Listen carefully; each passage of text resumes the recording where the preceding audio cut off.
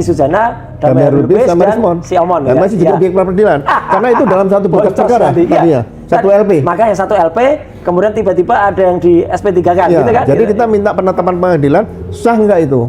Ketika sudah ada KUHP yang baru ya Pak, Ya. itu kan pra-peradilan bukan hanya dua Ya, objek, penangkapan kan? penahanan bukan. Ya, tapi apa saja Pak yang bisa kemudian masih di pra-per? Jadi biar pemirsa itu juga kira-kira bisa apa mungkin ada hal-hal yang nanti Perlu disampaikan ya. J. Sah atau tidaknya pelaksanaan upaya paksa. Ya, Kalau yang lama kan hanya penahanan dan penangkapan. Baik. Nah, Ya. upaya paksa itu tentang penetapan tersangka, Ya. kan?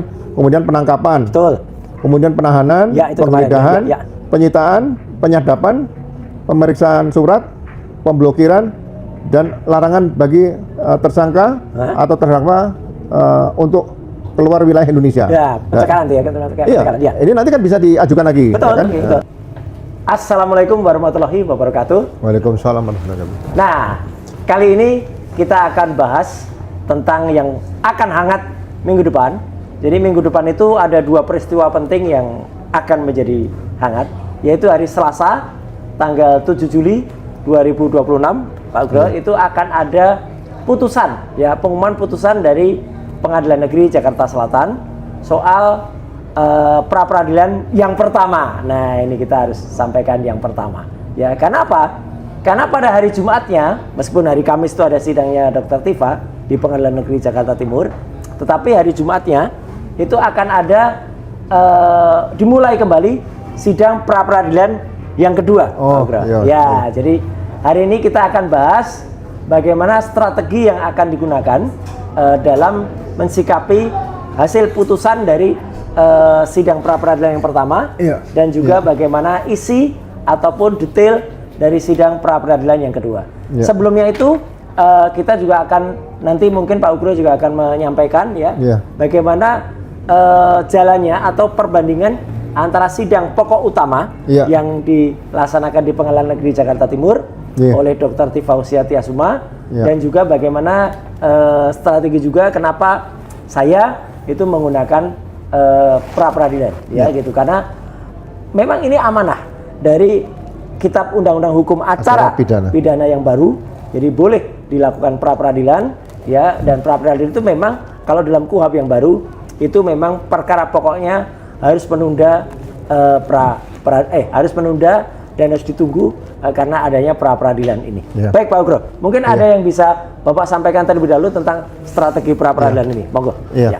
Jadi begini Mas Roy, selamat malam kawan-kawan sekalian. Jadi saya ingat saat hukum acara pidana yang lama Undang-Undang 881 dulu mulai dilaksanakan. Jadi dulu ada forum namanya Forum Mahkejapol. Mahkamah Agung, Kejaksaan dan Kepolisian.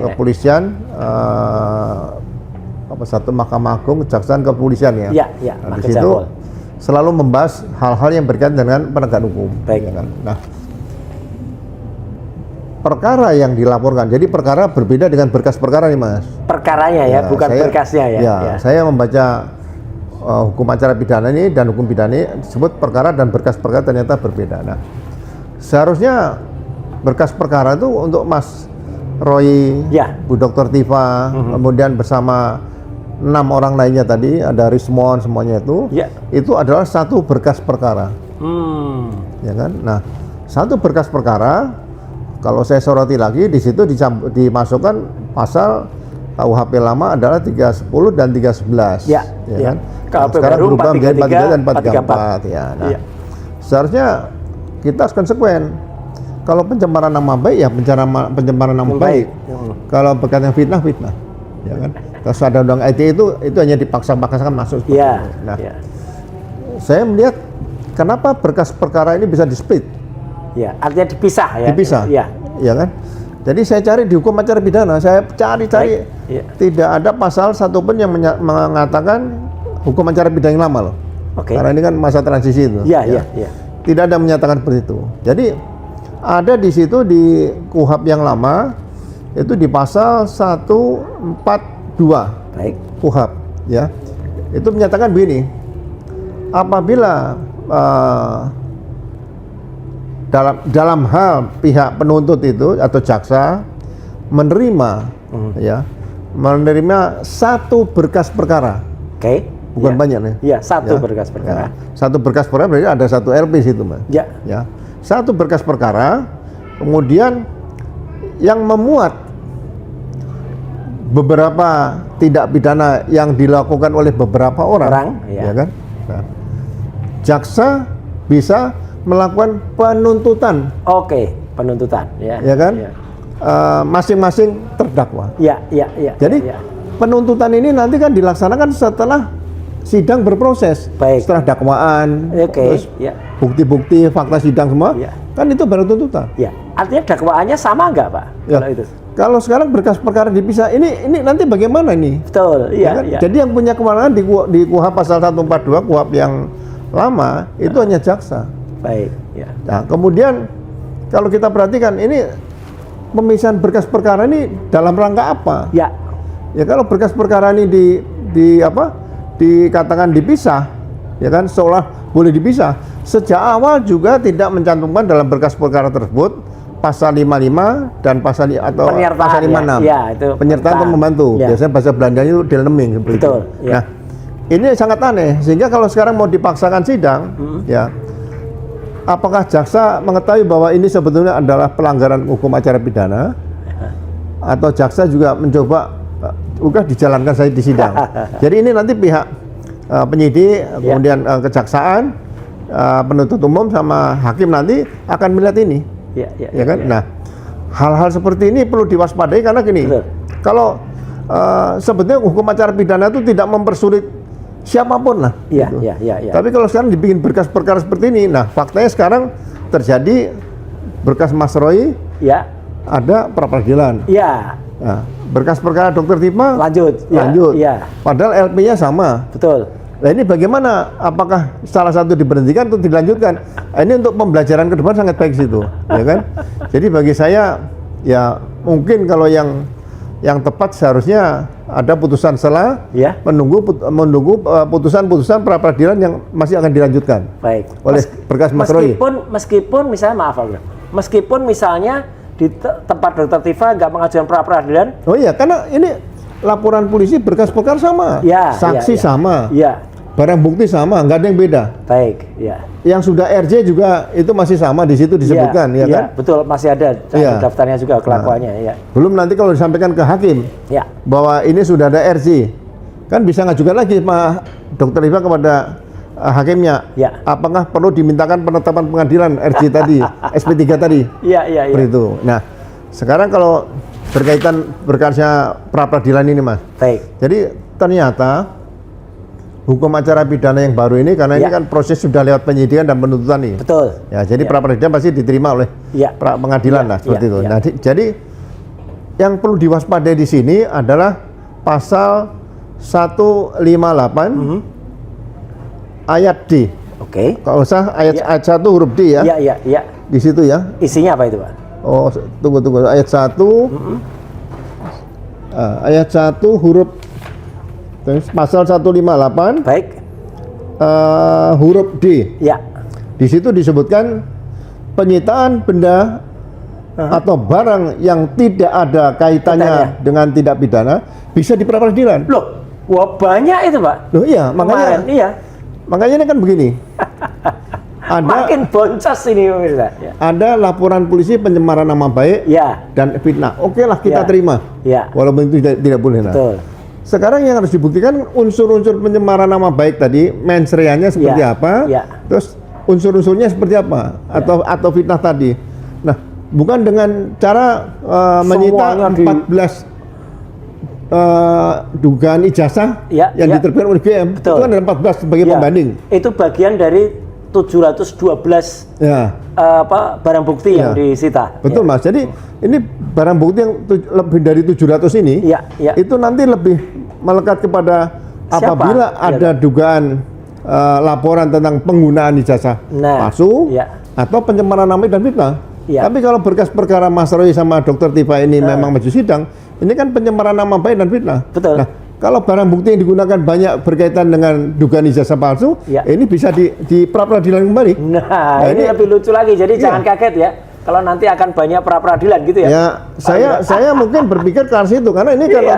kesempurnaan hukum acara pidana Ya. yang baru, Betul. trial and error di sini Ya. mungkin lebih bagus masyarakat supaya tahu bahwa Ya. ternyata hukum di Indonesia sekarang kan hukum acara pidana di Ya, Indonesia ya.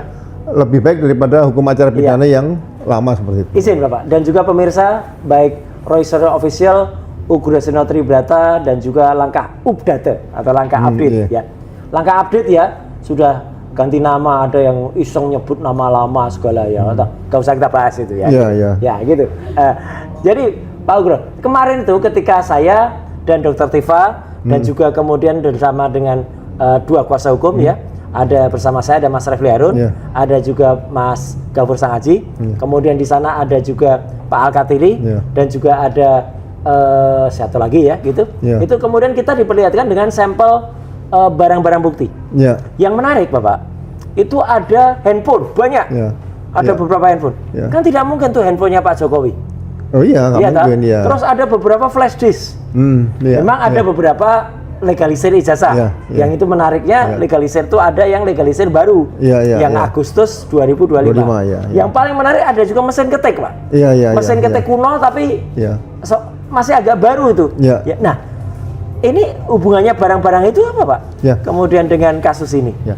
Kalau kemarin waktu tanggal 2 Juli kemarin Ya. hari Kamis ya, Betul? saya ngikuti yang sidang Sidangnya Dr. perdana Tifa. Dr. Tifa pembacaan dakwaan tadi. Ya.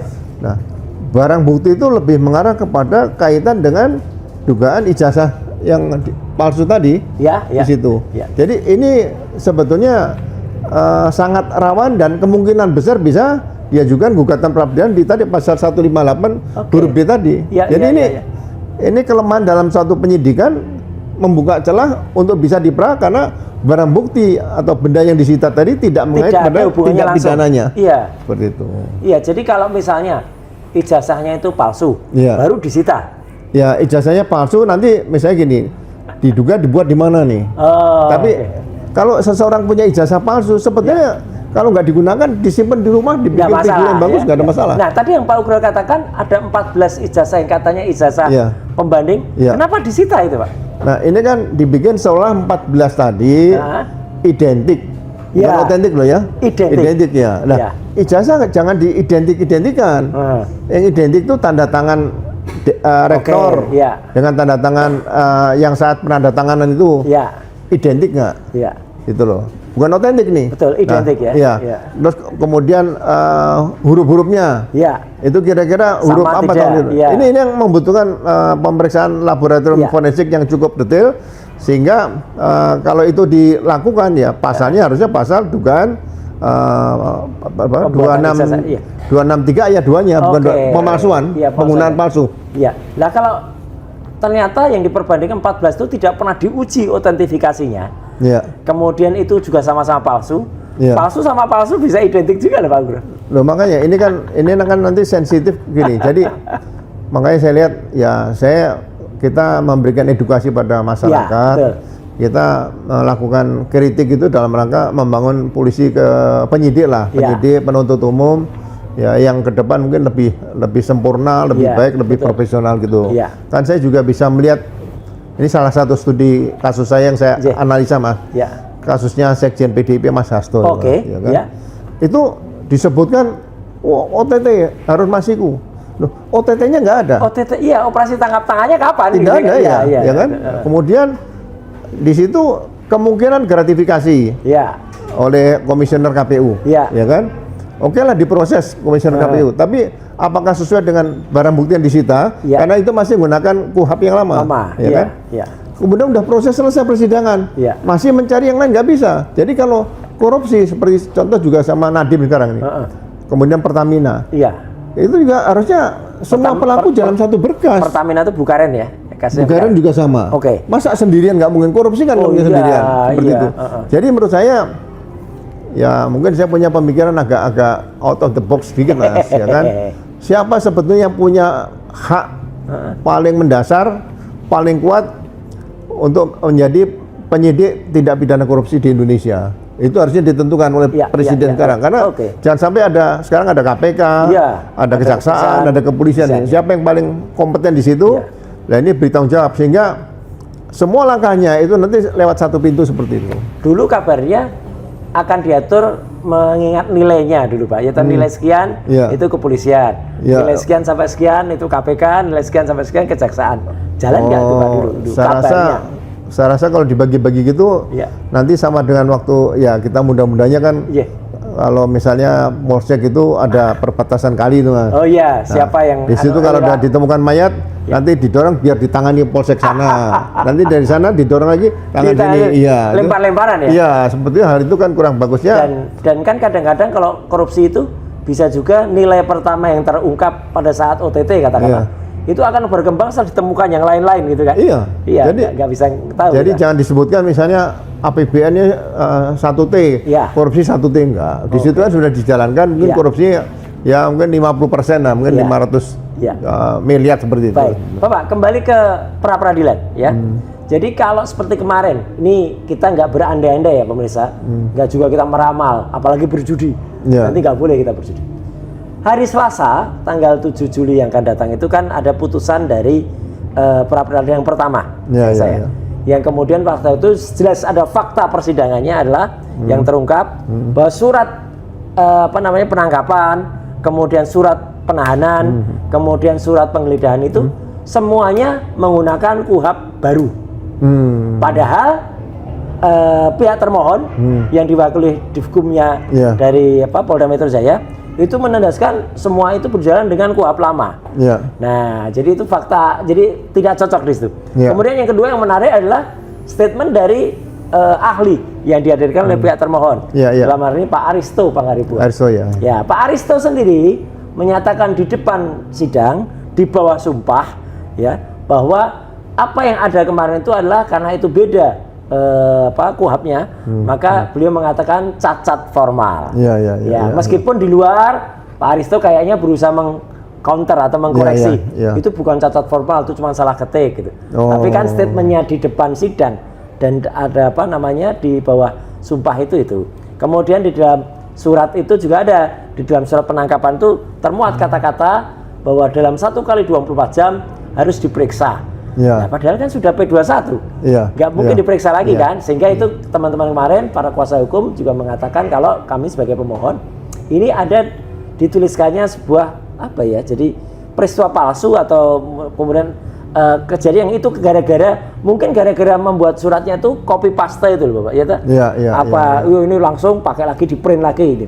Nah kalau berdasarkan data-data itu Pak, boleh nggak kita optimis atau boleh nggak kita menduga kira-kira nanti putusannya pra peradilan itu seperti apa? Apakah ditolak, diterima, atau sebagian diterima, sebagian ditolak? Seperti apa kira-kira Pak? Ya ini kan uji coba konsekuen menggunakan hukum acara pidana yang baru hakim ini. Betul. Ya kan? Kalau proses administrasi penangkapan dan penahanan itu seharusnya karena masih mengait dengan KUHP yang lama, konsekuensinya berarti ya menggunakan KUHP lama. Dia tidak bisa menggunakan KUHP baru. Ya di situ. Karena nanti KUHP baru dilaksanakan di pra peradilan atau di peradilan seperti itu. Seperti itu. Jadi bagi saya, harapan saya hakim jangan melihat bahwa ini sudah P21 itu pra peradilan dianggap tidak sah. Jadi ini ujian pertama masuk di peradilan, masuk di pra peradilan sebelum pengadilan. Tapi itu sudah lewat dari penyidikan dan penuntutan. Nah, di sinilah mungkin hakim bisa melihat bahwa pra peradilan yang diajukan oleh Mas Roy ini sekarang ini adalah menggunakan hukum acara pidana yang baru Undang-Undang Nomor 20 tahun 2025. Saya harap hakimnya akan tegas memutuskan seperti itu. Jangan ambivalen gitu. Jadi jangan sampai ragu-ragu. Oh ini ya udahlah, udah terlewat ya dianggap ditolak misalnya pra peradilan seperti itu. Ini jangan untuk pembelajaran kepastian hukum ke depan seperti itu. Ya karena ini pemirsa. Jadi ini sekaligus harapan kita dan mungkin kita mohonkan doa dari seluruh rakyat Indonesia bahwa inilah saatnya hakim itu berani tidak hanya tajam ke bawah dan termul ke atas Pak. Tapi juga hakim itu berani dua-duanya juga tajam. Jadi tidak hanya kemudian orang yang selama ini teraniaya terus, tapi kemudian di atasnya juga. Nah, saya jadi ingat Bapak, kemarin ketika press conference dari para termul itu ternyata terungkap alasan bahwa nerobosnya atau katakanlah penyusup, ada penyusup seorang kuasa hukum berinisial CS dari pihak sebelah itu Katanya karena dia mengaku dia itu adalah kuasa hukum dari Lecumanan. Ya, dan dia lihat dalam berkas itu, dalam pra-peradilan itu ada nama Lecumanan. Padahal kan tidak termasuk yang termohon. Nah, jadi dia merasa bahwa Lecumanan pun turut termohon. Nah, jadi padahal yang termohon itu adalah Polda Metro Jaya. Turut termohon itu hanya pihak jaksa atau kejaksaan. Nggak ada turut termohon itu adalah Lecumanan. Nah, dia kemudian karena dia itu kuasa hukumnya Lecumanan, dia merasa ikut bagian itu dan kemudian maju, dan kemudian ternyata setelah maju dia diizinkan katanya. Padahal kan dia interupsi dulu kemudian dia maju, tapi akibatnya kan dia sebenarnya ditolak. Nah, bolehkah kemudian hanya dengan ketika melihat ada kliennya kemudian disebut, kemudian padahal disebutnya itu bukan pada form termohonnya, terus dia merasa harus menjadi termohon intervensi, itu loh Pak, aneh itu. Jadi sebetulnya peristiwa itu harusnya sangat disayangkan. Saya membayangkan bagaimana kalau itu serangan secara fisik akan menyerang hakim. Oh iya ya. Membawa senjata tajam, maju ke depan senjata api, Yusuf atau gitu mungkin ya dia. Bahan peledak lah. Waduh. Ya kan di situ, atau memukul di situ. Dulu ada peristiwa seorang ibu-ibu sidang kaitan bank, kalau nggak salah bank apa ya, yang dengan simpanan itu lah. Jadi itu melempar sepatu ke tempat persidangan juga diproses untuk contempt of court. Oh jelas itu sejenis ada pengacara yang naik ke atas meja itu. Iya, nggak boleh diproses seperti itu. Jadi itu harus dihormati lembaga persidangan. Jadi kalau saya sarankan sebelum berani-berani masuk ke ruang sidang, sebaiknya tiap hari baca hukum acara pidana dulu lah, ya jangan sampai memalukan. Katanya tuh lawyer profesional loh Pak, lawyer sudah agak tua gitu. Kemungkinan kan namanya apa, kalau tambah tua kadang-kadang pikun ya. Mungkin gitu. Jadi apa yang sudah dibaca mungkin lupa. Tapi kalau lupa itu kodrat Allah, nggak apa-apa, itu bagus. Yang bahaya kalau sudah tidak ingat itu Mas. Nah itu, iya. Baik, wah ini Pak Ugro padahal sudah senior tapi luar biasa ya.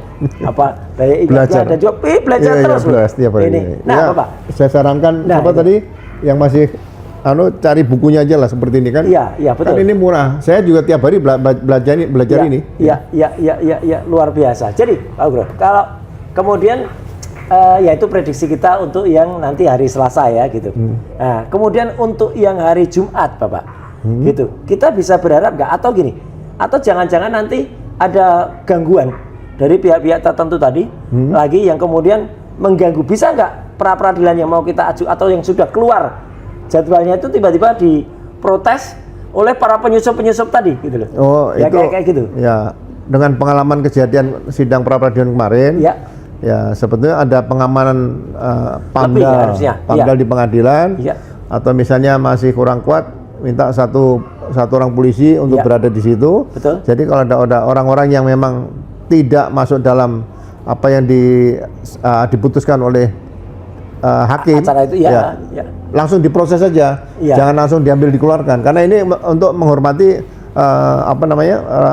ruang peradilan atau lembaga peradilan ini ke depan, ruang sidang seperti itu, sehingga orang yang bersidang itu merasa nyaman gitu. Betul. Aja. Nah kemarin si CS ini ya, yang sudah tua ini, itu kemarin merasa dia diizinkan gitu loh Pak, ketika dia interupsi gitu, itu diizinkan, jadi dia terobos nyusup masuk, buka pintu itu, kemudian dia masuk gitu. Makanya sebenarnya diizinkan nggak sih kayak gitu tuh? Gini, jadi kalau nggak dipanggil sama hakim, dipanggil harus dipanggil. Jadi PAMDAL itu di situ menurut saya perlu diberikan senjata yang listrik itulah, taser itu, betul, atau tongkat listrik. Jadi kalau dia menyerang seperti itu langsung dilumpuhkan sebelum maju ke depan meja hakim loh. Iya, itu maju ke depan. Loh ya nggak boleh itu. Iya, betul. Iya, jadi mungkin harus lebih tertib ya. Gitu. SOP-nya itu standar prosedur tadi harus disampaikan. Pokoknya kalau ada orang yang masuk itu PAMDAL-nya harus langsung action seperti itu. Saya ingat Bapak, ketika kemarin penerimaan kesimpulan dari pihak pemohon dan pihak termohon. Waktu itu hakim tunggal juga mengatakan, mana nih kesimpulan dari pihak pemohon? Kemudian mana nih kesimpulan dari pihak termohon? Dan kemudian dia juga bilang, sudah ada laporan, pihak turut termohon tidak memberikan kesimpulan dan tidak perlu tidak datang. Oh, gitu. Dan kemudian tidak datang. Oh, gitu, jadi ya. kan artinya hakim itu sebenarnya sudah diberitahu kan pihak-pihak mana yang datang dan yang enggak. Oh iya. Nah kalau tiba-tiba ada yang interupsi gitu kan, ya parah nanti. Jadi yang termohon kan Polda ya? Ya, termohon Polda. Kemudian turut termohon kejaksaan. Kejaksaan tidak mau terlibat di situ lagi. Karena tidak ada kesimpulan. Substansi yang harus disampaikan lagi. Betul. Betul. Jadi ini penting ya untuk masyarakat semua atau teman-teman semua bahwa kejadian di hari pertama sidang pra peradilan yang pertama kemarin, ketika ada seorang yang disebut penyusup, ya gitu. Ya karena memang nyusup, gitu loh. Dia itu memang benar-benar suatu hal yang kalau boleh disebut, kemarin Pak Ugro juga mengatakan itu contempt of court, gitu. Ya itu jangan sampai terjadi.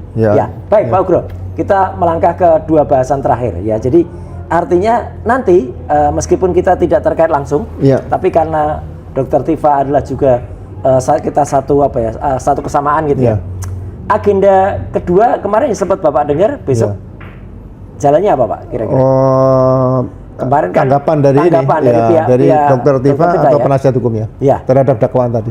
Jadi nah itu padahal kan dakwaannya dan juga barang-barang bukti yang disebutkan kan tidak semuanya terkait ke Dr. Tifa kan? Iya, makanya ini kan sudah milik publik. Jadi sebetulnya satu berkas perkara Mas Roy sama Dr. Tifa ini karena dibikin dua berkas perkara, ya ini perkara yang disampaikan pasti ada yang asli, ada yang dilegalisir. Nah, ini kan nggak mungkin asli semua. Baik, kan? Jadi memang ini yang perlu keputusan ya mungkin dari Ketua Mahkamah Agung, dari pihak Hakim Pengadilan Jakarta Timur ini minta petunjuk. Ini baru sekali terjadi karena dalam berkas perkara penyidikan itu tidak bisa di-split. Baik, Yang bisa di-split nanti kalau yang saya katakan tadi karena menggunakan KUHP lama adalah pasal 142 KUHP yang lama. Jaksa bisa melakukan tuntutan. Bukan dakwanya, tuntutannya. Tuntutan terhadap masing-masing terdakwa. Itu loh. Tapi dakwaannya berkas perkara dipisah atau di-split ini tidak diatur di hukum acara pidana. Ini menarik sekali bagi saya. Kita tunggu nanti perjalanannya, mudah-mudahan ada ya semacam keputusan dari Mahkamah Agung begitu. Bisa apakah ada kemungkinan Pak? Karena di saya itu ada pra peradilan. Kemudian kalau ternyata nanti hapusan itu harus bersama-sama, sidangnya Dr. Tifa berhenti dulu. Kemungkinan besar ada. Kalau enggak kan nanti Jokowi bisa datang 2 kali kan gitu. Oh iya, semuanya saksi 2 kali. Oh iya. Ya kan? Terdakwa 2 kali. Kemudian seluruh pemilik barang bukti yang disita 2 kali juga. Ya kan?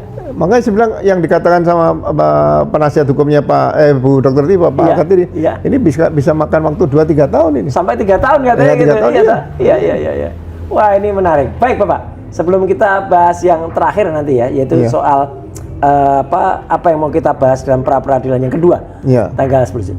Jadi sebenarnya ketika sudah ada KUHP yang baru ya Pak, itu kan pra peradilan bukan hanya 2 objek penangkapan penahan bukan. Tapi apa saja Pak yang bisa kemudian masih dipraper. Jadi biar pemirsa itu juga kira-kira bisa mungkin ada hal-hal yang nanti perlu disampaikan disampaikan gitu ya. Supaya Bapak, mohon maaf ini, supaya kita juga bisa tahu bahwa ini kok sebentar-sebentar praper. Praper kok cuma sebentar. Bukan gitu. Jadi saya baca pasal 158 KUHP nih yang baru nih. Satu, ini yang pertama nih, ini sama dengan KUHP yang lama. Sah atau tidaknya pelaksanaan upaya paksa.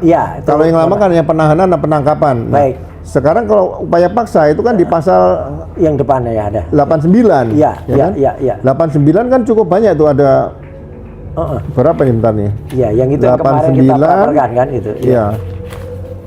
Nah, upaya paksa itu tentang penetapan tersangka. Ya kan? Kemudian penangkapan. Betul. Kemudian penahanan, penggeledahan, penyitaan, penyadapan, pemeriksaan surat, pemblokiran, dan larangan bagi tersangka atau terdakwa untuk keluar wilayah Indonesia. Pencekalan tuh ya kan. Ini nanti kan bisa diajukan lagi. Betul. Ya kan?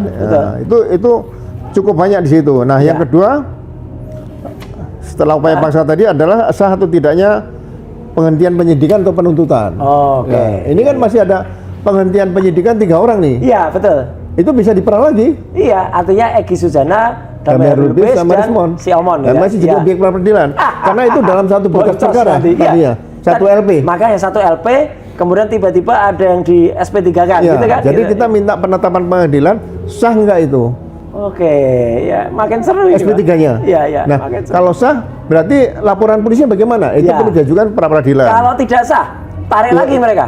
Kalau tidak sah, ya mereka harus masuk dalam kelompok ini, terdakwa juga. Iya, iya, iya. Tapi iya. kalau dinyatakan sah, Ya, terus kemudian dimintakan penetapan pengadilan, Pengadilan, ya. berarti berkas perkara Mas Roy sama Dokter Dipa Iya. dinyatakan tidak bisa diajukan sidang. betul, karena Ya. sudah dihentikan kan, Ya, gitu. tapi Iya. itu laporan kaitan dengan pencemaran nama baik dan fitnah, Baik, iya, iya. bukan ijazah palsu. Iya, kan? iya, iya, iya. Kemudian yang C, permintaan ganti rugi atau rehabilitasi bagi seseorang yang perkaranya berkaitan permintaan Ya. perkara dihentikan tadi ya. Ya, ya, Nah, ya. Kemudian yang D ini bagi saya D yang terbaru ini yang sangat Baik. menarik. Ya, Nah ini untuk pelajaran kita semua lah Siap. penegak hukum. ya. Penyitaan benda atau barang yang tidak ada kaitannya dengan tindak Nah, pidana. itu tadi, ya kan? Mesin Yang tik, ada mesin tik, dokumen, ada handphone, ada flash disk. flash disk Ya itu. kan nggak mungkin itu miliknya Jokowi kan? Nah, Gitu. terus ya. dokumen ijazah. Ya, ya. Kan nggak ada kaitan dengan pencemaran nama baik. Iya, betul. Gitu loh. Gitu. Kemudian penundaan terhadap penanganan perkara Ya. tanpa alasan yang sah. Nah, Ya, itu ini sih sebetulnya nggak- bagi saya yang menarik, Ya. yang E ini, baik. itu kan sekarang ada SP2 lidik. Ya, ya penghentian Surat perintah penghentian penyelidikan. Nah. penyelidikan, ya. Surat perintah penghentian penyelidikan ini di KUHP Ya. itu belum diatur di bisa untuk mendapatkan kepastian hukumnya di mana? Karena untuk mendapat kepastian hukum itu adalah SP3, Ya, surat ya, perintah penghentian penyelidikan. ya di Nah, level sidik ya, Iya. bukan level lidik, iya. ya kan? Iya. Nah, jadi ini yang huruf apa tadi yang huruf Terakhir tadi 8. oh bukan ya. Ya. Yang huruf E tadi Iya, iya. ini objeknya menurut saya salah satu yang bisa tepat adalah surat perintah penghentian penyelidikan, ya kan?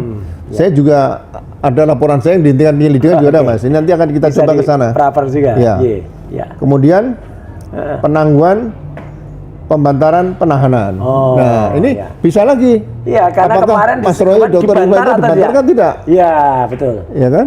Karena kan waktu di rumah harus sakit dihitung. ya. Iya, walaupun itu sebenarnya juga menyalahi apa namanya? Aturan. Penyerahan tahap 2 itu tidak Iya. perlu ada penangkapan penahanan, ya kan? Kecuali sudah dipanggil 2 kali berturut Iya, tidak hadir iya. dan sebagainya. Itu pun kalaupun penahanan hanya 1 kali 24 jam. Iya, Tidak ini- bisa lebih dilakukan penahanan seperti yang normal 20 hari Betul. seperti itu. Makin boncos nih banyak Iya. banget ya. Jadi- Objek yang bisa dipraperkan. Objek untuk pra peradilan menurut saya ini lebih luas. Baik, gitu, ya. baik. Baik, yang terakhir Bapak, ini menarik ini. Mungkin belum banyak dibahas ya di podcast spesial. Kita mendengar, ini baru dugaan ya. Iya, Mas. Katanya ada apa ya? Tapi mekanismenya belum tahu. Katanya Jokowi mau mencabut laporannya soal pencemaran nama baik, ya. Tapi jangan senang dulu.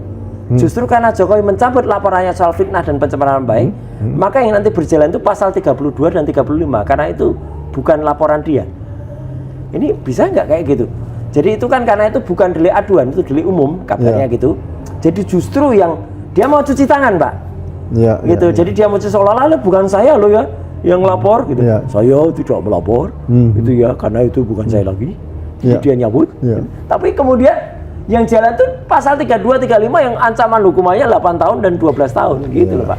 Iya. Ini gimana Pak kok ada skenario yang menurut saya malah jahat kayak gitu. Ya, makanya jadi laporan yang memenuhi unsur sebagai pelapor Ya. yang diatur dalam hukum acara pidana adalah laporan Jokowi yang merasa sebagai korban. Betul. Tapi yang Fitnah, lain kan nggak dianggap, Nah, itu iya. ya kan? Mereka masa ada tetangganya dibunuh, ini yang tetangganya satu lapor, Pak, wah saya nggak terima tuh tetangga saya dibunuh, kan nggak mungkin. Bahkan di dakwaan kan sebenarnya 3 pelapor yang lain, Iya. Lecumanan, Andi Kurniawan dan juga Samuel Sweken. Samuel Sweken itu kan sudah nggak ada lagi di drop ya, kan? Iya, di-drop iya. ya. Makanya kalau Pak Jokowi, kalau Pak Ya. Jokowi jangan berpikir Pak Jokowi nih, Ya, kalau ya, Pak Jokowi mencabut minta kepada hakim, Ya. minta supaya dicabut, Ya, tidak dilanjutkan. Kan dia wah seolah-olah kayak agung sekali Ya, gitu, apa jadi- bijak gitu kan itu. Jadi memberikan masukan, Ya. Bapak sudah ada RJ. Ya. Saya minta RJ ini adalah sudah ada surat penghentian penyidikan. Ya, Jadi ya, mohon dihentikan penyidikan, Ya. semua tersangka atau terdakwa dihentikan, itu bisa. Ya, Tapi ya. kalau hanya resmi mencabut RP ya itu agak aneh karena sudah ada apa namanya RJ tadi. Sudah ada RC, sudah ada SP3, Ya. kemudian dia Ya, tiba-tiba jadi- nyabut, dan makanya kalau misalnya sekarang yang 3 sendiri, Lecu, Andi Kurniawan dan Maret Selesaikan itu sudah Di drop ya. Kemudian Jokowi mencabut. Ya. Lah terus Habis. 3235 itu yang lapor siapa, Pak? Loh, soalnya kalau dikaitkan dengan RJ yang 3 orang saja, laporan polisi ini udah selesai. Betul. Nah, sekarang kamu dicabut lagi, berarti selesainya 2 kali. Ya kan? Nah, ini yang menarik kasus ini untuk dilakukan penelitian, dianalisa ke depan nanti jangan sampai terjadilah. Jadi ya saya berharap alat negara penegak hukum ini baik penyidik, kemudian jaksa penuntut umum dan hakim nanti ke depan ya bertindak sesuai dengan hukum acara pidana yang baru. Ya sehingga masyarakat kan merasa dilayani, dilindungi, diayomi, kan lambang pengadilan pengayoman. Pengayoman, betul. Ya. Jadi pengayoman ini benar-benar diberikan kepada semua pihak yang berperkara lah di situ, yang berhadapan dengan hukum seperti itu. Baik, terima kasih Pak Ugro. Jadi kita dengarkan tadi ada pesan dari Pak Ugro yang sangat bagus. Jadi orang itu jangan sampai kemudian lupa atau pikun. Iya. Ya kan? Pak Ugro ini meskipun lahirnya, maaf ya Pak Ugro, tahun 56 ya, tapi kan beliau itu masih sangat smart ya, masih sangat tegas itu. Jadi kalau udah merasa berusia, kan katanya dewasa itu pilihan, tapi tua itu pasti, Pak. Jadi bagi para orang yang kemarin termasuk yang nyusup itu, mungkin dia termasuk golongan orang tua, Pak. Gitu. Jadi orang tua itu bisa pikun tadi, Pak. Gitu. Jadi meskipun sudah tua, jangan pikun ya, jangan terobos lagi ruang sidang, ya gitu. Apalagi mengaku-ngaku atau minta sebagai termohon intervensi, ya. Orang tua, jangan pikun, jangan mengaku-ngaku termohon intervensi. Siapa, Pak? Ya, apa saya bilang gini? Ya. Saya ini kan generasi yang mengalami dipimpin oleh kepala negara. Ya sudah dari awal. 7 mulai dari Bung Karno, ya Pak Harto, Pak Habibie. Bung Karno enggak? Pak Harto. Bung Karno ya, Pak Harto. Iya. Oke, iya. Kan? Tapi kan Bapak sudah lahir. 8 ya, betul. Iya, Bapak sudah lahir sama Bung Karno. Iya. Sampai Bung aku 8. muda aja, Bapak. Oh iya. Yang 18. Iya. Nah, Kapolrinya itu ada 15. Siap. Jadi kalau saya bicara dengan perjalanan Kapolri dan Presiden itu, ya saya ingin mengajak begini, Mas. Jadi adik-adik saya lah di Polri tadi ya. Ya, ini penting nih pesan. Gini, karakter integritas itu harus dipertahankan. Pakai insan tribrata catur prasetya, Mas. Jadi tahun 77, 76 itu, Mas. Ada kasus tindak pidana korupsi yang dilakukan oleh salah satu petinggi kita di Mabes Polri, Mas. Oleh polisi. Iya. Itu saya waktu itu masih sebagai taruna akabri kepolisian. Itu juga malu. Iyalah, pastilah. Itu hanya satu peristiwa. Iya. Jadi jangan sampai ya saya harapkan Polri ke depan ada lagi hal-hal yang berkaitan dengan hal-hal yang bisa merusak citra kepolisian ya, terutama yang berkaitan dengan tidak pidana korupsi atau tidak pidana lain yang tidak terpuji. Jadi kita juga sebagai purnawirawan ya pasti merasakan sedih dengan kejadian beberapa peristiwa yang kemarin terjadi yang dengan kaitan narkoba, dengan pembunuhan dan sebagainya. Jadi ya saya sangat-sangat berharap kembali kepada Polri sebagai alat negara yang modern, profesional dan kembali dicintai oleh rakyat Indonesia seperti itu. Ya, baik. Jadi ini tadi pesan Pak Ugro, sekaligus pesan ini memang sangat tepat disampaikan oleh beliau di bulan Juli ini. Karena 1 Juli kemarin adalah Hari Bayangkara ke-80. Jadi moga-moga ini bisa didengarkan oleh junior-junior Pak Ugro dan juga oleh seluruh masyarakat. Dan usia 80 jangan makin membungkuk, harus makin tegak. Wah. Ya, harus tegak, lurus. Bapak kalau tegak senang nanti. Loh iya, saya harus tegak terus. Iya, jangan diteruskan pemirsa, karena nanti bisa beda pemikirannya. Terima kasih semuanya. Wassalamualaikum warahmatullahi wabarakatuh. Waalaikumsalam warahmatullahi wabarakatuh. Ntar tegak lain nanti.